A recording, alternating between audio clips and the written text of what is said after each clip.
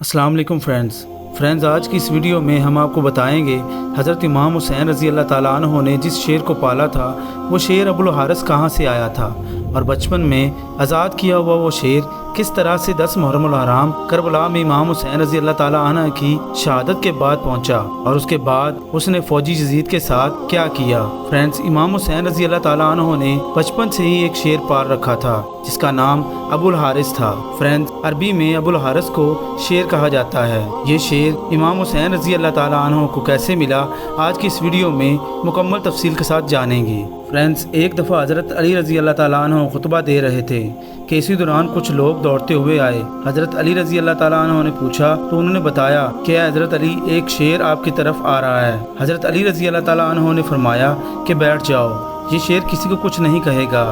Friends, یہ بات ابھی ختم نہیں ہوئی تھی۔ ایک بہت بڑے شیر نے حضرت علی رضی اللہ تعالیٰ عنہ کے قدموں میں سر رکھ کر سلامی دی۔ فرینڈز، اس کے بعد شیر نے ایک چند دن کا بچہ حضرت علی رضی اللہ تعالیٰ عنہ کی خدمت میں پیش کیا۔ شیر نے اپنی زبان میں حضرت علی رضی اللہ تعالیٰ عنہ سے کہا کہ اے علی، میں اس بچے کا باپ نہیں ہوں، اس کی ماں ہوں، اس بچے کا باپ مر چکا ہے۔ اس شیرنی نے حضرت علی رضی اللہ تعالیٰ عنہ سے کہا کہ میں چاہتی ہوں یہ پل کر جوان بھی ہو جائے اور محفوظ بھی رہے۔ فرینڈز، حضرت علی رضی اللہ تعالیٰ عنہ نے فرمایا کہ مطمئن ہو کر چلی جاؤ، یہ مجھ علی کا وعدہ ہے کہ اسے یتیمی کا احساس نہیں ہوگا، میں یہ بچہ اسے دوں گا جو یتیموں کی پرورش کر سکتا ہو۔ اس پہ شیرنی نے پوچھا کہ وہ کون ہے جو حیوانوں کو بھی یتیمی کا احساس نہیں ہونے دیتا۔ حضرت علی رضی اللہ تعالیٰ عنہ نے فرمایا کہ میرا ایک بیٹا ہے جس کا نام حسین ہے، یتیموں کی اس سے زیادہ پرورش کرنا کوئی نہیں جانتا۔ حضرت علی رضی اللہ تعالیٰ عنہ نے فرمایا کہ حسین، اس بچے کو لے جاؤ۔ امام حسین رضی اللہ تعالیٰ عنہ نے چند دن کے اس بچے کو اٹھایا، اس کے سر پر شفقت کا ہاتھ پھیرا اور فرمایا کہ آج اس کا نام ابو الحارث ہے۔ ابو الحارث کی بچپن سے ہی امام حسین رضی اللہ تعالیٰ عنہ سے دوستی ہو گئی، وہ ہر جگہ امام حسین رضی اللہ تعالیٰ عنہ کے ساتھ رہتا تھا۔ اس شیر کو امام حسین رضی اللہ تعالیٰ عنہ سے انتہائی محبت اور عقیدت تھی۔ فرینڈز، جب یہ شیر بڑا ہوا تو لوگ حضرت علی رضی اللہ تعالیٰ عنہ کے پاس آئے اور کہنے لگے، یا علی، یہ شیر بڑا ہو گیا ہے، ہمیں اس سے خوف آتا ہے کہ کہیں یہ ہمیں نقصان نہ پہنچا دے۔ حضرت علی رضی اللہ تعالیٰ عنہ گھر تشریف لائے اور امام حسین رضی اللہ تعالیٰ عنہ سے کہنے لگے، بیٹا میں نہیں کہہ رہا، لیکن عرب کے لوگوں کا کہنا ہے کہ یہ شیر بڑا ہو چکا ہے، اس سے ہمیں خطرہ ہو سکتا ہے، بیٹا اس شیر کو آزاد کر دو۔ فرینڈز، یہ سننا تھا کہ امام حسین رضی اللہ تعالیٰ عنہ کی آنکھوں میں آنسو آ گئے۔ حضرت علی رضی اللہ تعالیٰ عنہ کو دیکھ کر مسکرائے اور کہا، جی بابا جان، جیسے آپ کا حکم ہے۔ لیکن اس کے ساتھ ہی امام حسین رضی اللہ تعالیٰ عنہ کے اتنے بڑے بڑے آنسو رخساروں پر آ گئے۔ امام حسین رضی اللہ تعالیٰ عنہ نے فرمایا کہ بابا جان، آج کے دن نکالنے کو نہ کہیں، کل ابو الحارث آپ کو نظر نہیں آئے گا۔ تو حضرت علی رضی اللہ تعالیٰ عنہ نے فرمایا، بیٹا حسین، آج کے دن کیا کرو گے؟ امام حسین رضی اللہ تعالیٰ عنہ نے فرمایا کہ بابا جان، دیکھیں باہر شام ہو گئی ہے اور یہ وقت کسی کو گھر سے باہر نکالنے کا نہیں ہے۔ حضرت علی رضی اللہ تعالیٰ عنہ نے امام حسین رضی اللہ تعالیٰ عنہ کو سینے سے لگایا۔ جب حضرت علی تہجد کے وقت شیر کو خوراک دینے کے لیے گئے تو ابو الحارث نے کہا کہ مولا، آج اتنی جلدی احسان؟ حضرت علی رضی اللہ تعالیٰ عنہ نے ساری بات ابو الحارث کو بتائی۔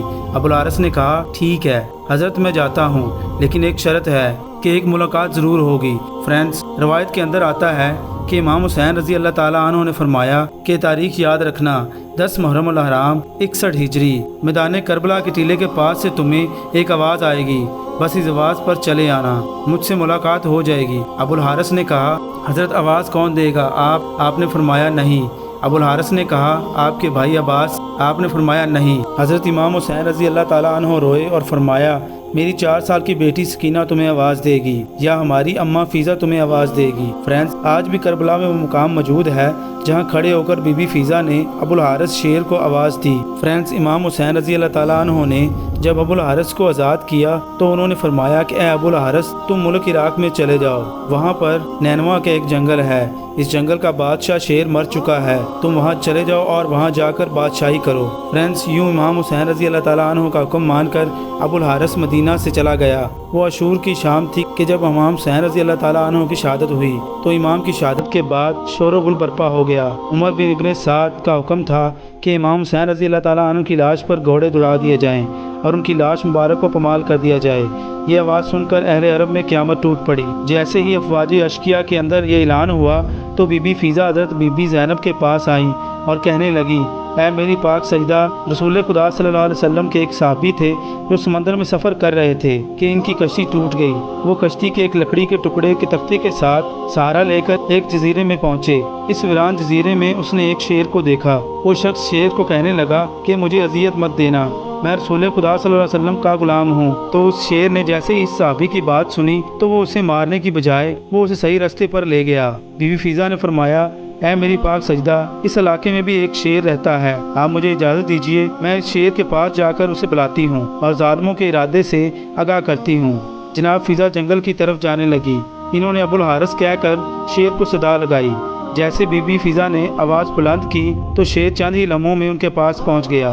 بی بی فیضہ نے فرمایا، ابو الحارث، کیا تجھے معلوم ہے یہ ظالم امام حسین رضی اللہ تعالیٰ عنہ کے جسم کو پامال کرنا چاہتے ہیں، اور لاش کو پامال کرنے کے بعد یہ گھوڑوں کے ٹاپوں سے ان کی لاش کو ناقابل شناخت بنانا چاہتے ہیں۔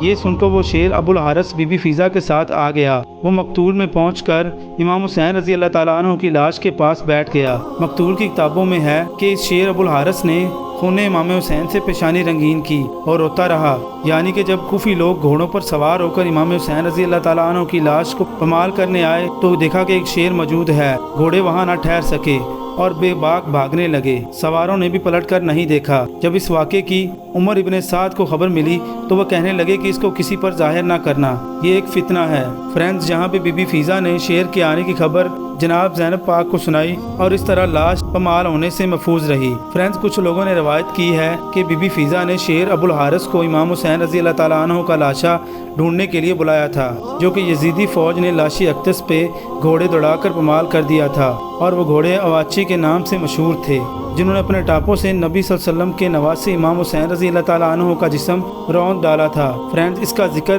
مقتل کی کتاب میں صفحہ نمبر 325 سے 326 پر یہ واقعہ درج تھا۔ امید ہے آپ کو ویڈیو پسند آئی ہوگی۔ اگر آپ کو ویڈیو اچھی لگتی ہے ویڈیو کو لائک ضرور کریں اور آگے شیئر کرنا مت بھولیں۔ ملتے ہیں ایسی کسی اور ویڈیو کے ساتھ، تب تک کے لیے اللہ حافظ۔